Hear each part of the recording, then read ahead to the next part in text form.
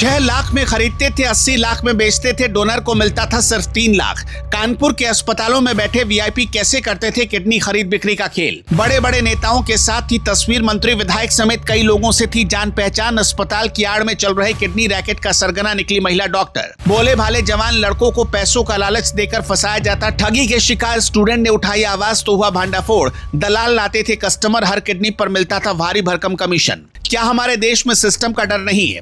एक डॉक्टर जो हर दिन वीआईपी लोगों के साथ बैठती थी, जिसे देश और प्रदेश के बड़े बड़े नेता सम्मानित कर रहे थे, वो किडनी की सौदागर निकली। शर्म आती हमें ये बताते हुए कि जिस डॉक्टर को समाज का भगवान कहा जाता है, वही डॉक्टर आज हैवान बन चुका है। कानपुर की धरती पर जो पाप हुआ उसने पूरी इंसानियत को दागदार कर दिया। कुछ सफेद कोट वाले सफेद पोश डकैत बनकर लोगों की जिंदगी लूट रहे थे और पैसा चूस रहे थे। ये वो कसाई थे जिन्होंने अस्पताल को बूचड़खाना बना दिया था। नाम सुनेंगे तो हिल जाएंगे आप।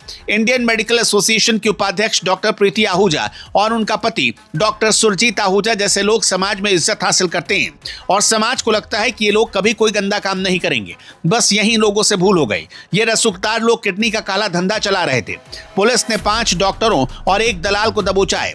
लेकिन सोचिए, जिस रक्षक को भक्षक बनने की आदत हो जाए वो कितना खतरनाक हो सकता है। एक 23 साल के एमबीए स्टूडेंट आयुष चौधरी को इन लोगों ने अपनी जाल में फंसा लिया। उसे जाल में जैसे फंसाया गया, वो साफ साफ बता रहा था कि ये डॉक्टर तो सिर्फ नाम के थे, असली में ये बहुत बड़े शातिर थे। आयुष को 6 लाख रुपए का प्रलोभन दिया गया और उसकी किडनी निकालकर 80 लाख रुपए में बेच दी गई। ये इलाज है या सरेआम कत्ल की साजिश? 80 लाख रुपए में एक इंसान का अंग बेच दिया गया।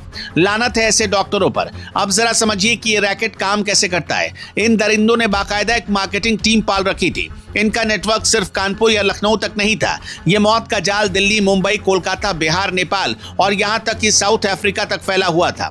ये लोग सोशल मीडिया, टेलीग्राम और डार्क वेब जैसे काले अड्डों का इस्तेमाल करते थे। कोई डोनर को फांसता था, कोई डमी पेपर तैयार करता था और ये बड़े डॉक्टर ऑपरेशन की मेज पर कसाई बनकर खड़े हो जाते थे। कानपुर को इन्होंने अपना ठिकाना इसलिए बनाया क्योंकि यहाँ से भागना और छिपना आसान था। ये कोई छोटी मोटी चोरी नहीं है, ये इंटरनेशनल लेवल का अंगों का काला व्यापार है। इन लोगों के पास कस्टमर्स को फंसाने का तरीका भी हैरान करने वाला था। इनका निशाना कौन था? वो गरीब और मजबूर जो अपनी जरूरतों के आगे लाचार थे। आयुष चौधरी को अपनी कॉलेज की फीस भरनी थी। इसी मजबूरी का फायदा उठाया दलाल शिवम अग्रवाल ने। उसने आयुष का माइंड वॉश किया, उसे झूठे सपने दिखाए, उसे उदाहरण दिया कि अमिताभ बच्चन भी एक किडनी पर जिंदा हैं, उन्हें कुछ नहीं हुआ। इस गैंग ने आयुष को प्रेमानंद महाराज का भी उदाहरण देकर ब्रेन वॉश किया था।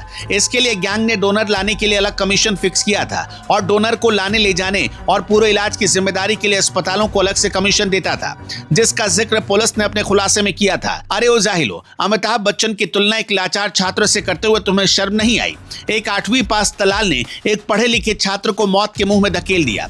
उसे पैसों का लालच देकर कानपुर बुलाया और फिर जो हुआ वो रोंगटे खड़े कर देने वाला है। ये लोग कैसे कस्टमर्स के साथ धोखा करते थे वो भी देखिए।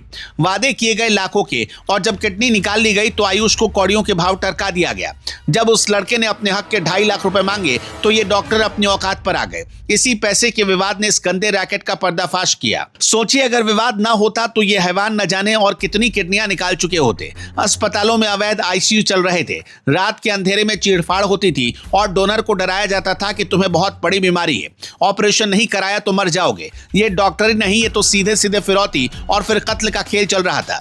अब ये समझिए कि जब इतना बड़ा रैकेट चल रहा था तो जाहिर सी बात है कमीशन का बंटवारा भी होता ही होगा।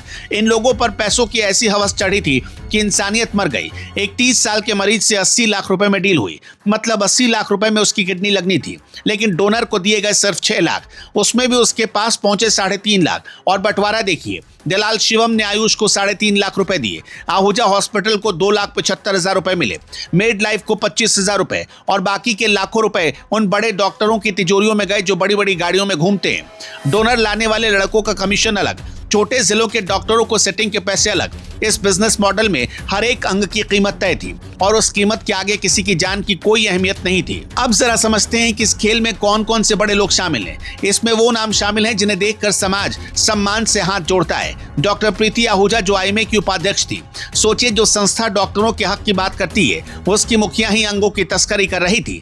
Doctor Surjeet Ahuja, doctor Rajesh Kumar, doctor Ram Prakash और डॉक्टर नरेंद्र सिंह, ये सब के सब इस पाप के बराबर के हिस्सेदार हैं। पुलिस ने अब 4 और डॉक्टरों के खिलाफ लुकआउट नोटिस जारी किया है।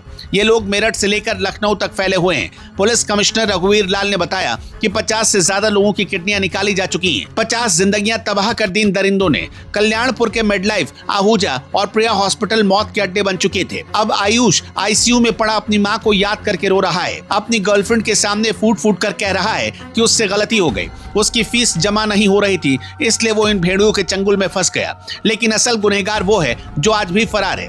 इन डॉक्टरों का लाइसेंस सिर्फ रद्द नहीं होना चाहिए, इन्हें चौराहे पर खड़ा करके सजा मिलनी चाहिए कि आने वाली 7 पीढ़ियां ऐसा पाप करने से पहले कांप जाए।